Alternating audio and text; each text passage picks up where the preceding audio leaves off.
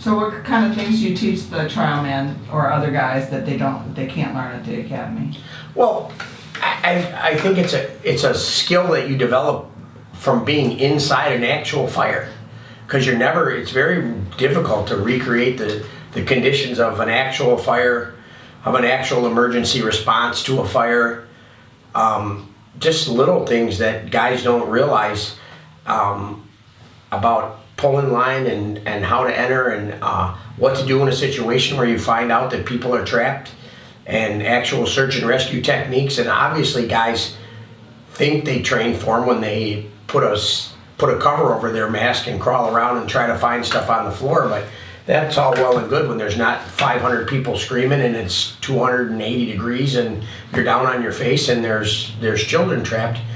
The only way you're going to prepare to operate inside of a fire is to operate inside of a fire.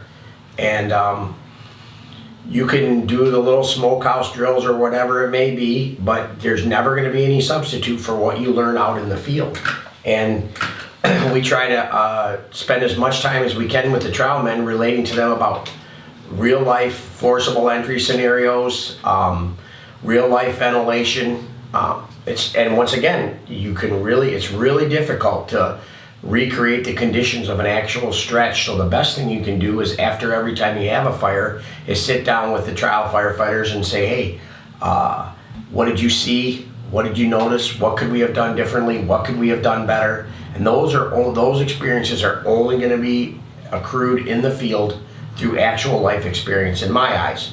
And I'm sure there's probably plenty of people who are training people who would disagree with my perspective, but that's the way I see it. So what about I've heard some guys talk about a sixth sense that you develop over time and where you can...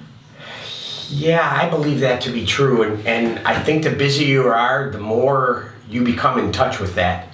And I was always amazed when I was young that on the job where older guys would say, hey, fog it out the window or fog, and I couldn't even tell where the window was. I had no idea. But by using the line to locate it through sound, and you started to develop that. And I don't know, I've had instances where I stopped short of falling through a hole just because I just didn't feel comfortable. But I don't know if that's really a sixth sense or if it's just that of understanding your surroundings around you, knowing that it was a basement fire and it was blowing out real hard in one area. You might know that it could have burned through the floor there, but definitely the more time you spend in that environment, the busier you are, the more comfortable you are in it as far as your movement and how you move around inside of a fire. And you'll see that as guys are there longer, they develop